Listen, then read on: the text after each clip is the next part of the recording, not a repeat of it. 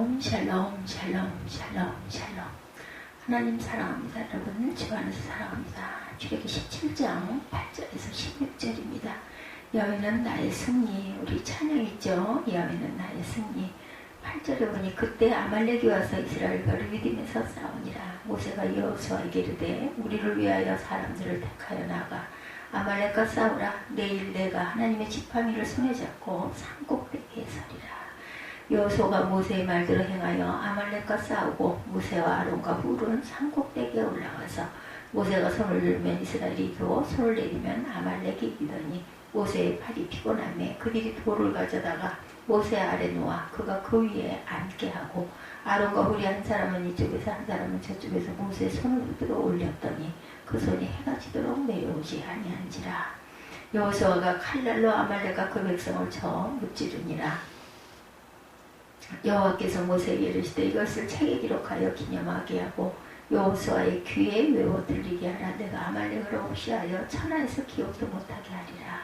모세가 제단을 쌓고 그 이름을 야훼 니시라 하고 이르되 여호와께서 맹세하시기를 여호와가 아말렉과 더불어 대대로 싸우리라 하셨다 하였더라. 옛날 로마 황제들은 기독교를 박해했어요. 무려 300년간이나 초대교회를 참혹하게 억압했는데 특히 주 54년에 68년까지 로마 제국을 통치한 제5대 황제 네로의 박해는 상상을 초월하고 저도 어린 날 이 네로 황제의 그 이야기 영화로 여러 번 보았습니다. 정말 악랄한 사람이죠. 베드로도 바울도 다 그때 순교합니다. 그다음 제50대 황제인 콘스탄티누스여서 비로소 오랜 박해 시대의 종치부를 끊게 되죠. 그렇다면 콘스탄티누스는 어떻게 해서 기독교를 용인하고 받아들였을까? 312년 콘스탄티 황제가 로마 인근 티베르 강가에서 반역자인 막센티우스와 최후 결전을 벌이는데 오히려 콘스탄틴 황제 쪽이 전력상 열세에 처하게 됩니다. 그때 상황을 당시에 유명한 역사가였던 유세비우스가 콘스탄틴 황제로부터 직접 들은 얘기를 기록으로 남겨놨어요. 황제는 석연이 질 무렵 하늘에서 빛나는 십자가 형상을 보았다. 그리고 그 십자가에는 이곳으로 싸우라는 글귀가 적혀 있었다. 황제는 그날 밤 그 신비한 사건의 의미에 대해서 골똘히 생각하다 잠이 들었는데 꿈속에서 그리스도가 나타나서 낮에 본 그 십자가 형상을 다시 그에게 건너며 저거 싸울 때 이걸 사용하라 하셨다. 이튿날 황제는 그 십자가 형상을 모든 기술자들의 깃발에 새겨 넣게 하고 전투에 나섰는데 결국 전세가 완전히 역전되어서 황제의 군대가 대승을 거두었다. 그 사건 그 전투의 승리로 황제가 전격 기독교로 개종하면서 긴 박해 시대를 끝내고 313년에는 밀라노 칙령을 통해 기독교를 정식으로 공인했을 뿐만 아니라 마침내 기독교를 로마의 국교로까지 선포하게 된 기적의 역사가 일어난 것이죠. 오늘 본문에 유명한 깃발 이야기가 나오죠. 마지막 15절에 야훼 니시라는 말이 나오는데 히브리 말인 야훼 니시는 여호와는 나의 깃발 나의 승리라는 뜻을 갖고 있습니다. 여호와는 나의 깃발 나의 승리. 여러분 우리 믿는 사람들, 우리 대한민국의 성도들 누구나 두 개의 깃발을 가지고 있어요. 하나는 우리 나라 대한민국 국기인 태극기, 또 하나는 야훼의 깃발인 야훼 니시, 여호와는 나의 승리. 우리는 대한민국 국민일 뿐만 아니라 또 하나님의 백성이기 때문에 반드시 이 두 개의 깃발을 지니고 살아야 합니다.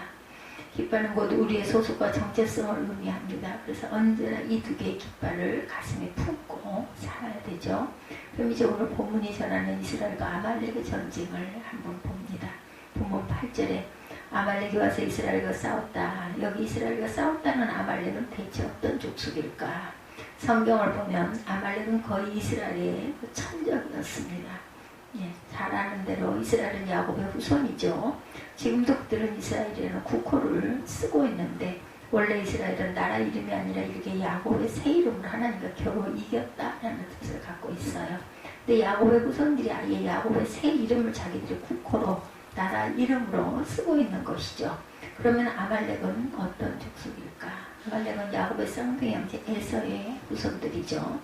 야곱의 장자권을 빼앗은 형 에서가 바로 아말렉의 원조입니다. 창세기 36장 12절에 에서의 아들 엘리바스의 첫 뒷나는 아말렉을 엘리바스에게서 나오니라고 기록되어 있어요. 아말렉을 엘리바스에서 낳았다. 에서의 후손은 엘리바스의 첩이 나온 에서의 손자가 바로 아말렉이고 그 후손들이 바로 아말렉 족속입니다. 그러니까 야곱과 에서의 관계가 처음부터 뒤틀렸던 것처럼 그들의 후손들도 끝까지 서로 사이가 좋지 않습니다. 좋지 않을 정도가 아니라 아주 철천지 원수지간이 되죠. 에서는 원래 사냥꾼입니다. 따라서 그의 후손들인 아말렉도 처음부터 유목생활을 하는 부족으로 이스라엘보다 훨씬 강하고 거칠고 호전적이에요. 그들은 광야를 떠돌아 약한 부족이나 대상을 만나면 약탈해요. 도적대로 살았어요. 그런 다음에 당시 이스라엘을 공격한 아말렉의 전술을 한번 봅니다. 우선 아말렉이 이스라엘을 공격한 시점이죠. 8절에 그때 아말렉이 어서 이스라엘과 르비딤에서 싸우니라. 여기서 말하는 그때는 언제예요? 이사야 17장 2절 이하에 보면 백성이 모세와 다투어 이르되 우리에게 물을 주어 마시게 하라. 모세가 그들에게 이르되 너희가 어찌하여 나와 다투느냐? 너희가 어찌하여 하나님을 시험하느냐?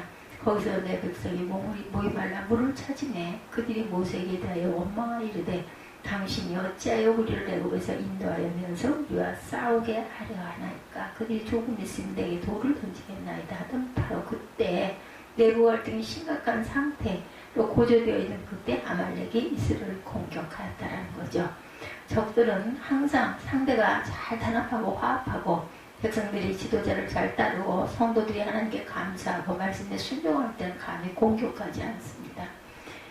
그들은 그러나 백성이 지도자와 다투고 돌로 치하고 사람들이 하나님을 시험하고 원망할 바로 그때 이때라고 공격을 하죠. 그 이유는 그때가 집단 공동체를 무너뜨리고 정복하기에 가장 이상적인 순간이기 때문입니다.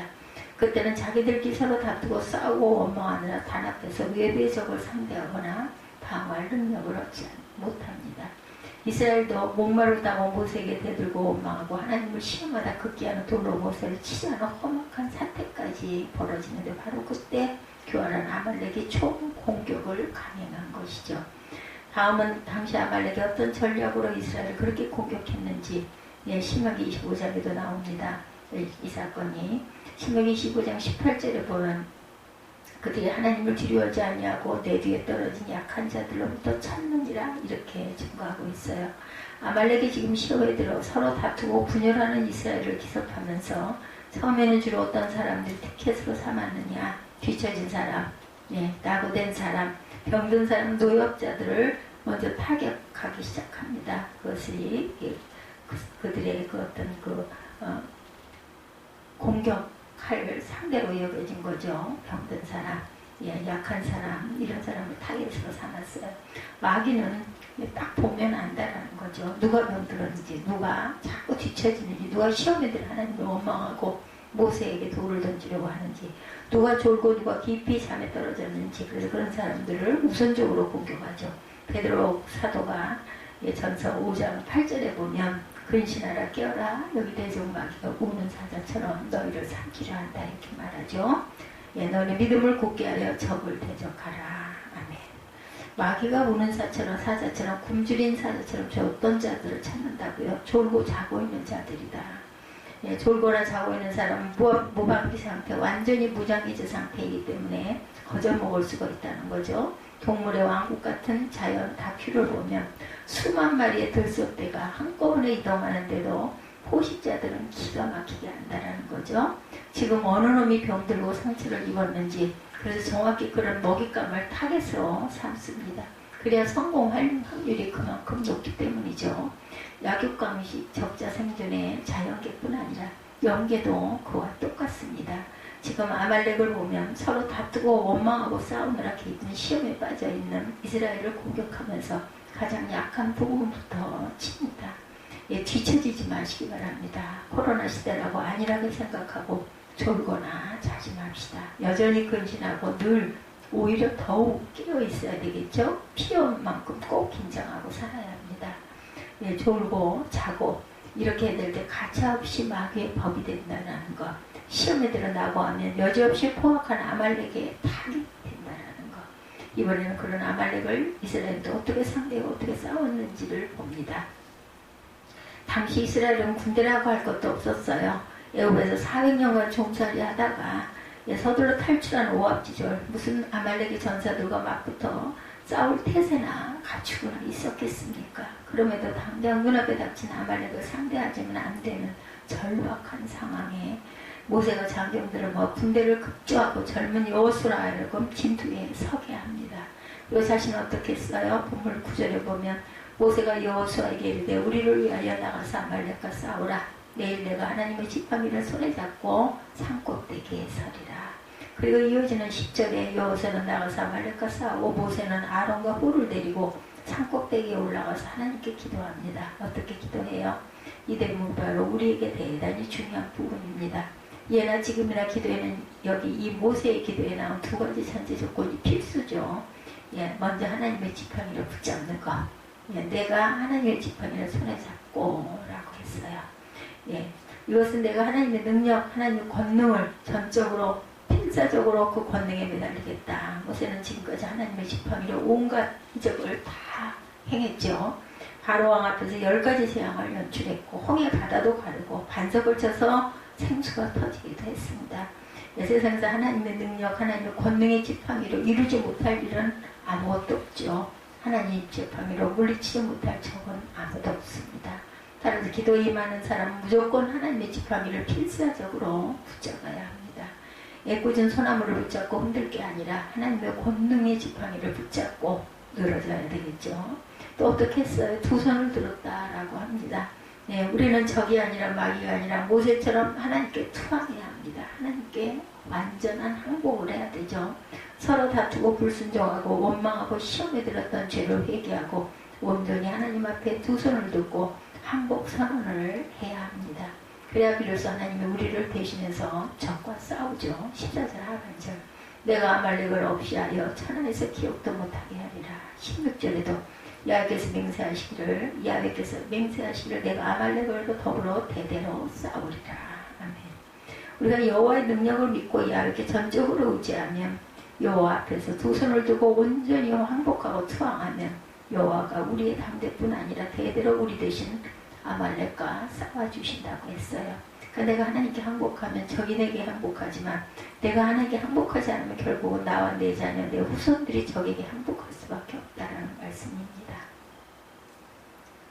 11절 이하에 보면 모세가 손을 들면 이스라엘이 이기고 손을 내밀면 아말렉이 이기더니 모세의 팔이 피곤하네. 그들이 돌을 가져다 모세 아래 놓고 그가 그 위에 앉게 하고 아론과 훌이 한 사람은 이쪽에서 한 사람은 저쪽에서 모세의 손을 붙들어 올렸더니 그 손이 해가 지도록 내려오지 아니한지라. 여호수아가 칼날로 아말렉과 그 백성을 쳐서 무찌르니라. 일전에 나가 싸운 사람은 어디까지나 여호수아였어요. 그 싸움의 승패는 여호수아가 군대 전력이나 전술에 있지 않고 오직 높은 산에 올라가 기도하는 모세에게 달려있지 않습니까? 모세가 손을 들고 기도하면 이스라엘이 이기고 모세가 팔이 피곤해서 내리면 아말렉이 이겼다라고 합니다. 이렇게 영적인 법칙, 아무리 젊은 사람들을 뽑아 전쟁에 내보냈다 해도 군대만 믿어서는 안 된다는 거죠. 전쟁에서 이기고 치는 것은 군대에 달린 것이 아니라 배후에서 기도하는 모세에게 달렸다는 것, 얼마나 하나님의 능력에 의지하여 항복하는 자세로 기도하느냐에 달렸다는 것입니다. 자식들이 진학을 준비하고 취업이나 결혼이나 사업을 할 때도 성공과 실패는 배후에서 기도하는 부모에게 달렸다는 것을 잊지 않는 저와 여러분 되시기 바랍니다. 승패는 부모가 얼마나 필사적으로 하나님의 지팡이를 붙잡고 늘어지고 두 손을 들고 하나님께 항복하느냐에 달렸다는 것이죠. 지금 우리가 사투를 벌이고 있는 코로나와의 전쟁도 마찬가지입니다. 온 나라와 온 국민이 철저하게 싸우고 고군분투하고 있지만 절대 그것만으로는 안 되죠. 싸움의 승패도 우리 믿는 자들이 얼마나 두 손을 들고 기도하느냐에 달렸어요. 적어도 우리 믿는 사람들은 그 사실을 외면하지 말아야 합니다. 모세가 손을 들면 이스라엘이 이기고 모세가 손을 내리면 이스라엘이 패했다는 이야기는 우리가 열심히 기도하면 이 싸움에서 반드시 우리가 이기지만 기도하지 않고 하나님의 권능의 지팡이에 의지하지 않고 오직 백신 접종에만 모든 기대를 걸면 결국은 코로나와의 전쟁도 우리가 실패할 수밖에 없다는 것을 잊지 마시기 바랍니다. 오늘의 이 말씀, 아말렉과의 전쟁, 세상과의 전쟁, 코로나와의 전쟁에서 우리에게 큰 승리를 안겨주시는 하나님의 복된 메시지가 되시기를 다시 한번 결단하시는 저와 여러분이 되시기를 주님의 이름으로 축복합니다. 기도하시겠습니다.